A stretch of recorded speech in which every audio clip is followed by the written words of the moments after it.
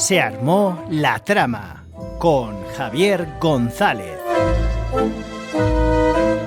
Todos los miércoles en Onda Cero Puertollano. Se armó la trama.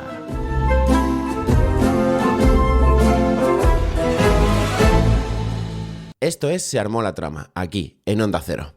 Soy Javier González y hoy vamos a hablar de una figura fundamental en el mundo del libro. Una figura de la que casi nunca se habla. Porque hoy no toca un autor estrella, ni un bestseller, ni polémica en redes. Hoy nos toca hablar de editores. Y antes de entrar en nombres propios, conviene aclarar una cosa. ¿Qué hace realmente un editor? Bueno, un editor no escribe el libro, pero elige qué libro merece estar en las estanterías. Lee los manuscritos cuando todavía no son libros y acompaña al autor durante meses, y a veces años, proponiendo cambios estructurales, cortando lo que sobra y apretando donde flojea. Decide títulos, colecciones, calendarios. Se pelea con los textos, con los tiempos y muchas veces con los egos de los escritores. Y luego desaparece para que el libro brille solo. Un buen editor no impone, afina. No corrige por corregir, escucha el texto. Y su mayor éxito es que el lector nunca note que estuvo ahí. Si los escritores ponen la voz, los editores ponen el oído y sin ellos, la literatura que conocemos simplemente no existiría. Hoy vamos a hablar de algunos de esos héroes anónimos. Para empezar, quiero hablar de, un nombre imprescindible para entender la fantasía y la ciencia ficción en castellano, y ese hombre es Miquel Barceló, editor, traductor y divulgador. Barceló fue durante décadas el gran valedor del género fantástico en España, desde sellos como Ediciones Minotauro y su estrecha relación con librerías y editoriales especializadas, como Gigamés. Entre sus apuestas más influyentes está el haber sido uno de los primeros en impulsar la publicación de Brandon Sanderson en español, cuando todavía no era el fenómeno mundial que es hoy. Barceló defendía algo muy claro, que la fantasía y la ciencia ficción no eran géneros menores, sino el lugar donde se estaba escribiendo la mitología contemporánea. Miquel Barceló falleció en 2021, pero su legado no se quedó huérfano. Su testigo lo ha recogido Marta Rosich, que ha continuado esa línea editorial, respeto por el género, cuidado extremo del catálogo y una relación honesta con el lector fantástico. Los editores no solo publican libros, crean tradición.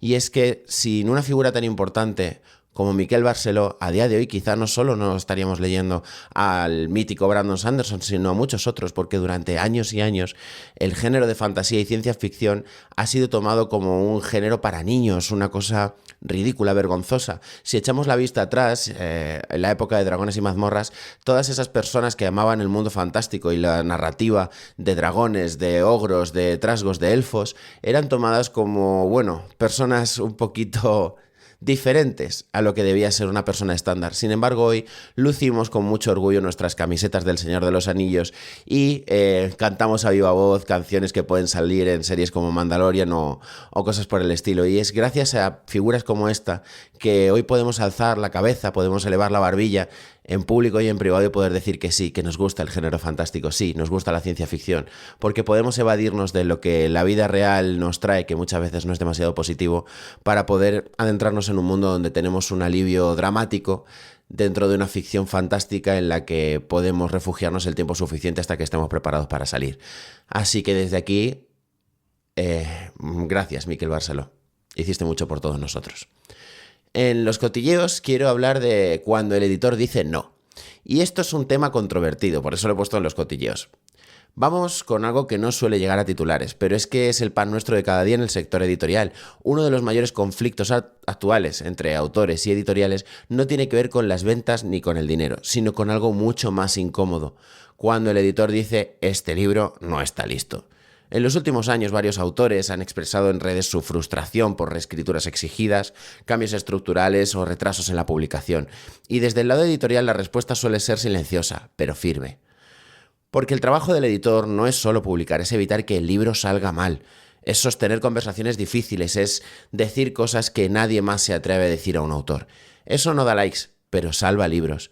Y es que nos podemos poner a hablar durante minutos y minutos sobre ¿es un error o no es un error sacar un libro al mercado demasiado pronto o demasiado tarde? Porque claro, cuando un autor termina su libro y está deseando que esté en las estanterías cuanto antes, que la gente lo lea, pero a lo mejor no es el momento para que se le lea por el género que está escribiendo, por el tipo de narrativa que utiliza, y su momento es otro. En España no hemos oído hablar mucho de Abercrombie hasta la reciente publicación de Los Diablos, pero sí que estaba dentro de las librerías de muchos de nosotros con toda la voz de las espadas y demás. Pero un caso todavía más llamativo sería toda la saga de Blackwater.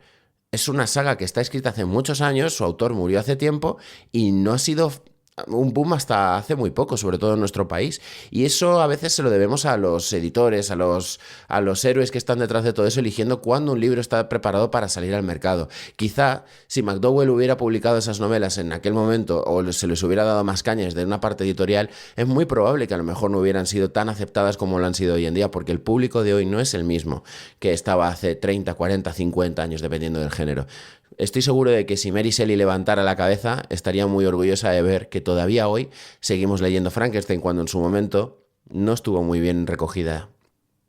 Siguiendo, vamos a hablar de recomendaciones, porque os voy a recomendar a 3 personas que trabajando en la parte de la edición hacen un trabajo muy reseñable. Las he elegido yo a dedo porque me parece que todo lo que han hecho debe tener un mínimo de voz, no pueden seguir siendo completamente anónimos ni estar invisibles. Quiero empezar con alguien que no firma novelas, pero decide qué novelas existen para nosotros. Alexandre López Calvo, editor en Runas. Nació y creció en Galicia y empezó estudiando mecánica industrial con la idea de ser ingeniero, hasta que descubrió que existía un oficio que encajaba mucho mejor con su cabeza, ser editor. A partir de ahí el recorrido clásico del oficio ha estado muy bien hecho. Letras, máster en edición, corrector autónomo, editor en Ediciones Pirámide y finalmente editor en Runas, de Alianza. ¿De qué se siente especialmente orgulloso? De haber conseguido el libro de las hojas caídas, que tendremos este 2026 en nuestras estanterías, y del éxito internacional de Los Diablos de Joe Abercrombie que os mencionaba antes. Además de un proyecto especialmente ilusionante, relanzar en español a Becky Chambers. Esto define muy bien al editor, no habla de cifras, habla de su catálogo. Porque al final no solamente es importante dar voz a los autores españoles, que somos muchos los que estamos esperando a dar el siguiente salto o alcanzar la siguiente cifra o ser más leídos, ser más aceptados. Es que hay mucha literatura internacional, no solamente americana, británica, como estamos acostumbrados por muchos lados, sino también rusa, china, japonesa, que encaja muy bien con el público moderno, que estamos más abiertos que nunca al cine, a la cultura en general de otros países y estamos muy receptivos ante todo eso. Y trabajos como el que ha hecho Alexandre trayéndonos el libro de las hojas caídas o Los Diablos es digno de aplaudir. Gracias desde aquí. Quiero hablaros en segundo lugar de José Ors Martín, editor y responsable de Editorial Runaris. Seguimos con un perfil muy distinto, pero igual de necesario. José es editor y responsable de la Editorial Runaris, un sello independiente con sede en Sevilla. Runaris no es una editorial de volumen, es una editorial de criterio, de cuidado al texto, de acompañamiento cercano al autor y de edición entendida como diálogo constante entre autor, texto y lector.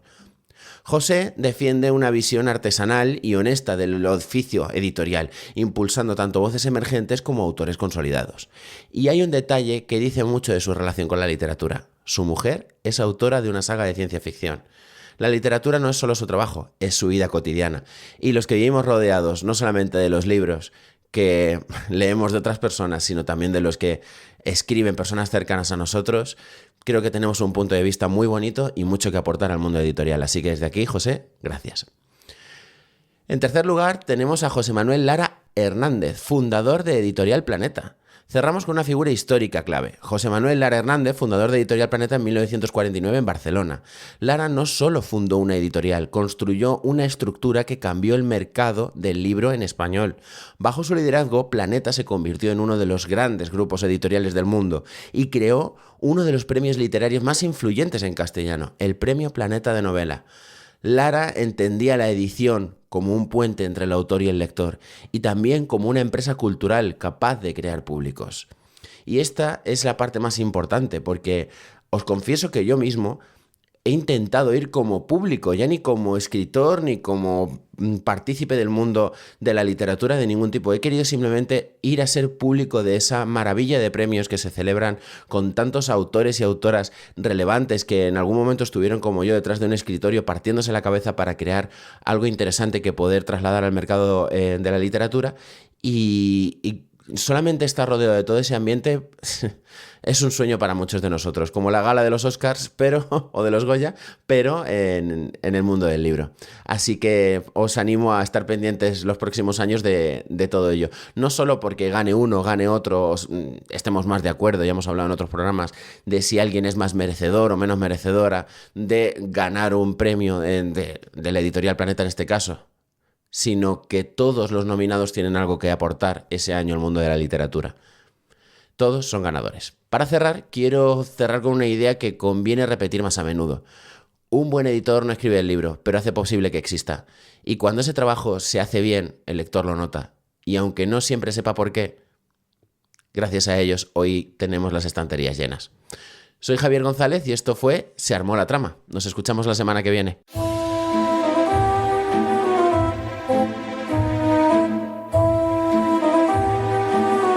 Se armó la trama con Javier González. Todos los miércoles en Onda Cero Puerto Llano. Se armó la trama.